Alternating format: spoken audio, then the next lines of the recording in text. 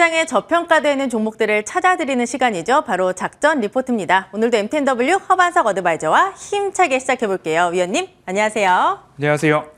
오늘 오실 때 날씨가 굉장히 좋지 않았나요? 네, 아침에 일어났을 때부터 네. 언제 비가 왔었나 싶을 정도로 네. 굉장히 맑았는데 도로 상황이나 하천 여건들은 굉장히 안 좋은 것 같더라고요. 네, 좀 조심하셔야 될 것 같아요. 아직까지도. 비가 내일 또 온다고 하니까 주의를 하셔야 될 것 같고, 날씨는 좋은데 시장은 전반적으로 좋지가 않아서 걱정이 좀 있습니다. 하지만 우리 위원님의 종목은 굉장히 잘 가고 있어요. AS 해보도록 하겠습니다. 네. 첫 번째 종목이 맨날 말씀하시는 띠부띠부실 SPC 3립입니다. AS 해주시죠. 작전 리포트 종목에서는 늘 차트상 저위험 구간을 말씀을 드려왔고요. 이렇게 놓고 보니까 잘 보이지 않아서 최근에는 테두리만 남겨놓았었는데 차트상 저위험 구간에 접근을 했습니다. 그때 당시에도 살짝 상승은 나왔었는데 그래도 이 부분을 훼손하지 않고 상승이 나왔기 때문에 이 추세의 연속성들은 나올 것이다 라는 말씀을 드렸고, 지금 현재 오늘 현재 차트로 최신화를 시킨다라고 한다면 현재 88,400원 정도 보면서 제가 방송에 들어왔거든요. 그러면 중기 되돌림 선까지는 일단 왔다라는 점을 보실 수 있고요. 띠부띠부실? 네, 띠부띠부실 포켓몬빵에 대한 것이 엄청난 매출로 연결이 되지 않았나라고 좀 보여집니다. 그래서 2분기 사상 최대 매출액을 좀 달성을 했다라는 점이 주가 상승의 요인으로 좀 작용을 했고요. 무엇보다도 음식료 섹터가 좀 강합니다. 어제 말씀을 드렸죠. 아직 오르지 않은 오뚜기 같은 거 보시고 대상 같은 거 보시고 좀 CJ 제일제당을 이어갈 종목들이 있습니다라고 말씀을 드릴 때에 음식료 섹터는 원자재 가격 상승 때문에 판가를 인상을 했습니다. 판매 가격을 인상을 했고, 그리고 나서 원자재 가격이 코로나 그리고 우크라이나 러시아 전쟁 이전 수준까지 내려오고 있고 하향 조정되는 모습들이 나왔습니다. 가격의 결정은 자연적인 소비 수요에 의해서 결정이 되는 것이지만 거기에 투자 수요, 투기 수요가 덩달아서 붙었을 때에는 조금 오버슈팅이 원자재에서도 나왔었다. 그렇기 때문에 되돌림이 나올 것이다. 그러면 판매 가격을 올렸고 원자재 가격이 정상화되고 그러면 판매 가격을 다시 낮추느냐? 그렇지 않다. 그러면 기업의 이익과 마진은 지속되고 유지될 것이다 라는 이야기를 드리면서 2개월 전부터 음식료 섹터들을 차곡차곡 모아간 것이 작전 리포트의 포트폴리오였습니다. 그래서 SPC 3립도 함께 수익을 보신 분들 축하를 드리고요. 중기 되돌림 선에서는 일부 비중 축소의 전략도 가져가시고, 그리고 최소한 마지노선의 가격대가 훼손되지 않는다. 그리고 외국인들의 수급이 지속된다라고 한다면 나머지 물량에 있어서는 조금 가져가 보시는 전략으로 대응을 하시면 좋겠다라는 이야기 AS 드리도록 하겠습니다. 수익률을 보니까 제가 마음이 조금 아파지네요. 이거를 사셔서 수익을 좀 거두셨다라고 하면 해미 앵커님께 뿌디뿌디실? 띠부띠부실이요? 띠부띠부실은 가지시고 빵만 좀 주시면 좋을 것 같습니다. 빵만요? 네, 빵을 기다리고 있겠습니다. 오늘 이걸 놓쳐서 아쉽지만 더 좋은 종목을 가져오셨을 것 같아요. 보도록 하겠습니다. 오늘은 굉장히 또 기대가 되는데 첫 번째 이제 제목을 보면 최대 주주가 지분을 확대하고 있고 주주 환원이 만난다면 좋겠죠? 그렇죠. 좋겠죠? 보겠습니다. 타이틀리스트 풋조이 지배회사. 회사 이름인가요? 골프를 골프 아직 안 하시는 거죠? 저는 아직 하지 않습니다. 타이틀리스트, 풋조이 뭐 다들 익히 알고 있는 유명 브랜드입니다. 골프요? 예. 그리고 밑에 보면 최대 주주가 피에몬테 800억 원 이상 지분을 확대하고 있고 마지막으로 증권가에서 목표 주가를 하향했지만 주가 바닥의 시그널이다. 이렇게 해석을 해도 되는 것 같아요. 어떤 종목인지 좀 힌트를 주시죠.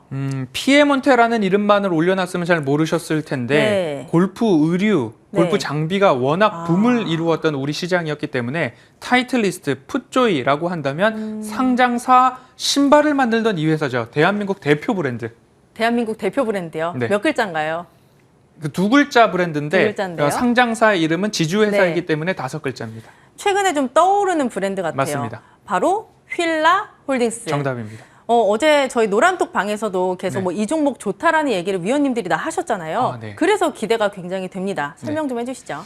자, 휠라홀딩스 많이 들으셨을 겁니다. 그리고 최근에 다시 붐을 일으킬 때 회사가 일어난다라고 했을 때 신발 하나 제대로 히트를 치는 바람에 회사가 다시 떠오르는 모습이었습니다. 최근의 흐름들을 본다면 휠라, 의류 사업뿐만 아니라 아쿠시네트라고 하는 자회사가 보유한 브랜드 타이틀리스트와 풋조이 등의 골프 용품 회사가 있습니다.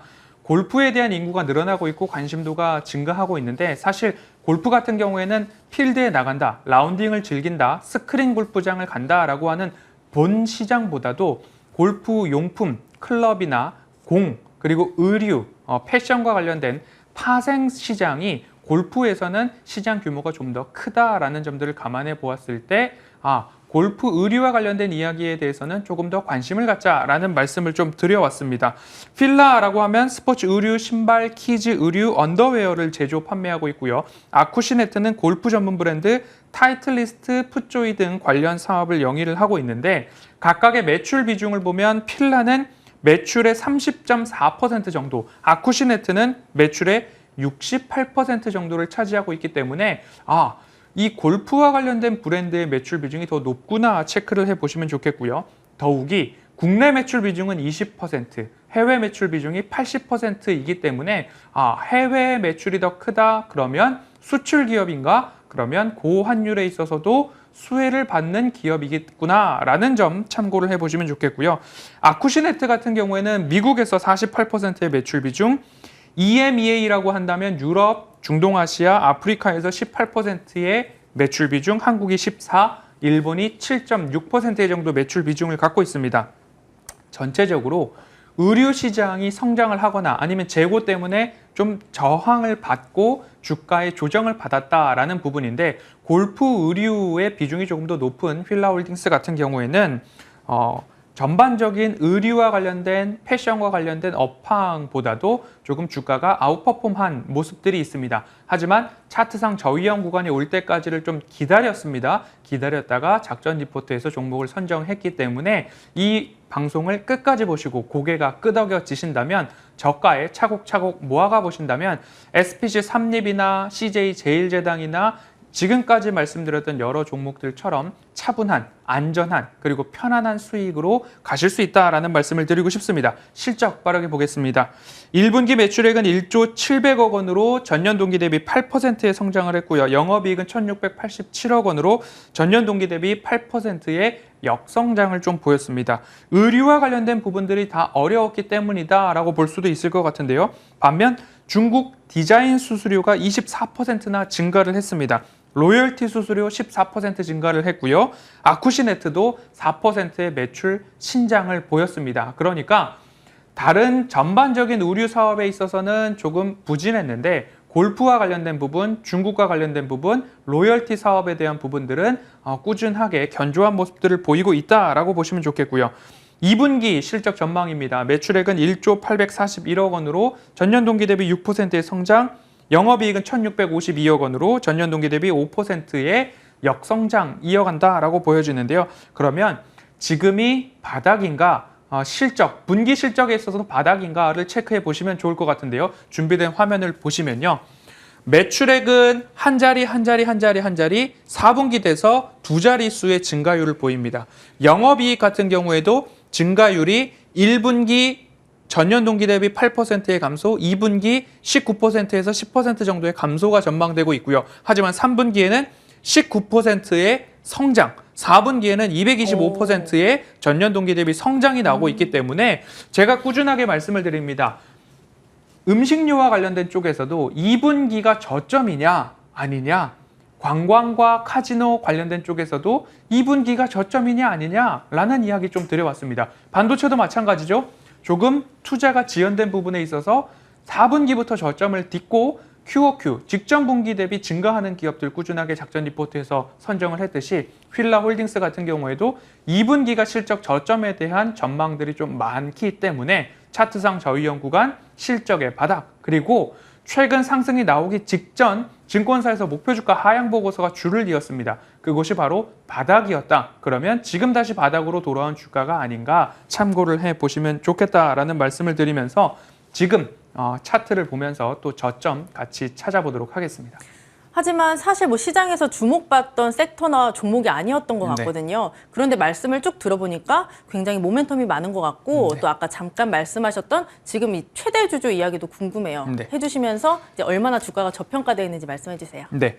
휠라홀딩스 같은 경우에는 5개년 회사를 다시 좀 새롭게 하겠다라는 이야기들이 좀 나오고 있습니다. 그러면서 나온 전략이 위닝 투게더라는 제목을 붙여서 이제는 저가 중심의 ABC마트나 코스트코 같은 홀세일 다 갖다 놓고 파는 조금 저가 브랜드의 모습을 탈피를 하고 고객과 다이렉트로 접점을 찾아서 판매하겠다. 나이키나 아디다스와 같이 조금 더 고급 브랜드 전략을 갖겠다라는 이야기까지 나오면서 같이 이제 배당에 대한 주주 환원에 대한 정책까지도 확대해 나가겠습니다라고 하는 5개년 계획을 발표를 했는데요. 최대 주주가 지분을 2월 달부터 지금까지 꾸준하게 확대를 하고 있습니다. 적어도 800억 원 이상을 좀 매수를 했다라고 보여지는데요. 264만 주, 그리고 제가 계산을 해보니까 평균 단가가 한 3만 200원에서 3만 500원 사이가 좀 나올 것 같습니다. 그러면 지금 3만 원과 가장 가까울 때에는 최대 주주가 800억 원에 가까운 금액을 3만 원 초반에 매수를 했다. 나도 같이 갑시다 라는 이야기가 좀 나올 수 있을 것 같고요. 결국 화면에서 보시면 회장님께서 피에몬테라는 회사의 지분을 75% 갖고 있고 피에몬테는 휠라홀딩스를 단독으로 지배를 하는데 그 25% 이상의 지금 지분을 확대해 나가고 있습니다. 그리고 휠라홀딩스가 휠라코리아와 매그너스 홀딩스 아래에 아쿠시네트가 있다라고 보시면 되고요. 이렇게 지금 지배 구조가 되어 있는데 거의 쓸어 담는다 싶을 정도로 2월부터 그러게요. 7월까지 담고 있습니다.